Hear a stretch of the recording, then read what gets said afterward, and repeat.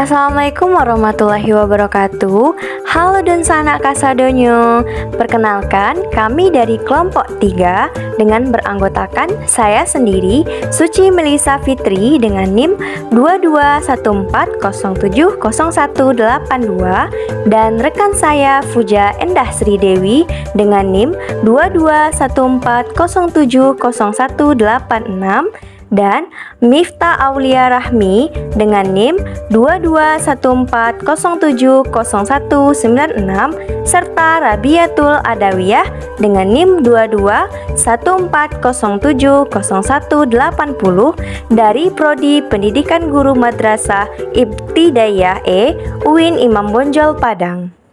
Video ini dibuat untuk memenuhi ujian akhir semester mata kuliah Islam dan Budaya Minangkabau yang bertemakan yaitu Pusat Dokumentasi dan Informasi Kebudayaan Minangkabau dan Peninggalan Sejarah Adat Minangkabau di Kabupaten Tanah Datar. PDIKM Museum Kebudayaan di Kota Padang Panjang. PDIKM adalah Pusat Dokumentasi dan Informasi Kebudayaan Minangkabau. Terletak di Kota Padang Panjang, Sumatera Barat, tepatnya di Kelurahan Silain Bawah, Kecamatan Padang Panjang Barat. PDIKM merupakan tempat penyimpanan dokumen sejarah budaya Minangkabau. Banyaknya wisatawan yang mengunjungi PDIKM sehingga tempat ini dijadikan pusat pariwisata di Kota Padang Panjang. Tujuan dari PDIKM sendiri yaitu untuk memberikan informasi tentang kebudayaan Minangkabau, mengumpulkan berbagai macam dokumentasi baik tertulis maupun audio. PDIKM didirikan pada tanah seluas 2 hektar dengan arsitektur berbentuk rumah gadang. Pada 8 Agustus 1988 diletakkan batu pertama untuk mendirikan museum tersebut dan diresmikan pada 19 Desember 1990. Semenjak saat itu telah dikumpulkan lebih dari 3.000 dokumen tentang budaya Minangkabau. Banyak siswa dari luar kota Padang Panjang datang untuk melihat museum tersebut demi mendapatkan informasi. Tidak sedikit juga warga Padang Panjang yang datang ke PDIKM untuk mengetahui tentang sejarah Minangkabau. Di PDIKM juga disediakan untuk penyewaan baju adat Minangkabau khas Padang Panjang. Tempat penyewaan pakaian tersebut terletak di bawah basemen rumah gadangnya. Sejarah Batu Batikam. Batu Batikam adalah salah satu benda cagar budaya bersejarah di Jorong Dusun Tuwo, Nagari Limokaum, Kecamatan Limokaum, Kabupaten Tanah Datar, Provinsi Sumatera Barat. Jika diartikan ke dalam bahasa Indonesia, Batu Batikam berarti batu yang tertusuk.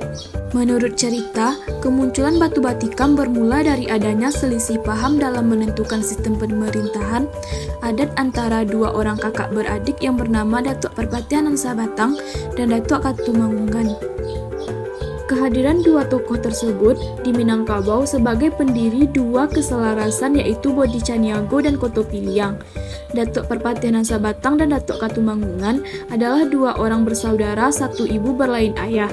Keduanya bukanlah merupakan Raja Minangkabau, melainkan sebagai pemimpin masyarakat dan penyusun kedua adat yang hidup dalam masyarakat Minangkabau sekarang ini, yaitu adat Koto Piliang dan adat Bodi Caniago, yang mana bagi masyarakat Minangkabau sendiri, kedudukan yang sedemikian jauh lebih tinggi martabatnya dari kedudukan seorang raja manapun. Batu Batikam merupakan batu tertusuk yang melambangkan pentingnya perdamaian dan musyawarah mufakat dalam kehidupan masyarakat Minangkabau. Baiklah, itulah peninggalan sejarah dari Batu Batikam. Istana Pagaruyung atau bernama resmi Rumah Gadang Istana Basa Pagaruyung merupakan salah satu istana kerajaan di masa lampau yang masih dinikmati sampai sekarang.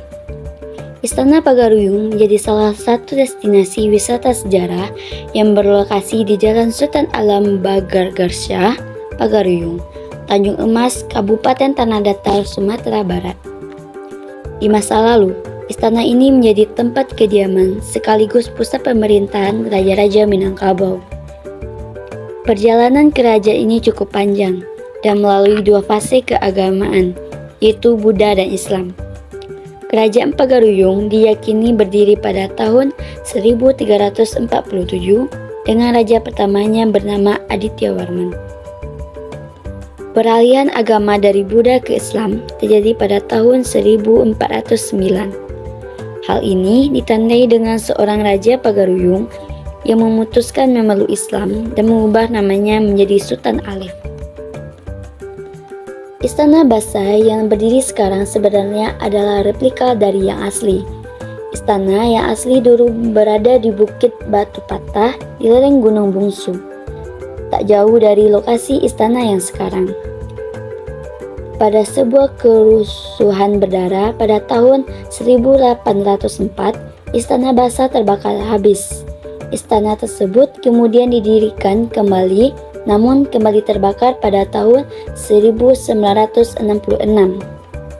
Perlu waktu lama untuk membangkitkan kerajaan Pagaruyung yang seolah hilang setelah 2 kali mengalami kebakaran.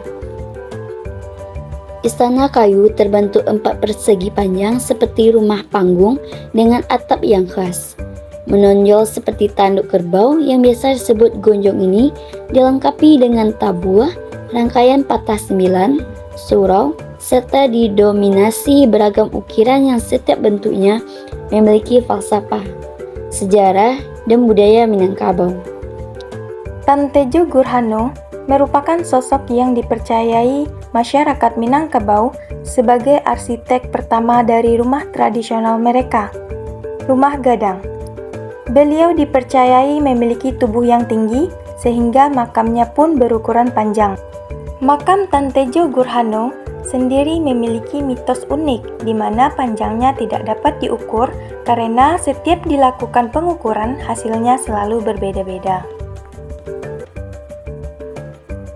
Kuburan panjang Tan Tejo Gurhano merupakan sebuah makam tua yang panjangnya lebih kurang 25 meter dengan lebar 1,2 meter.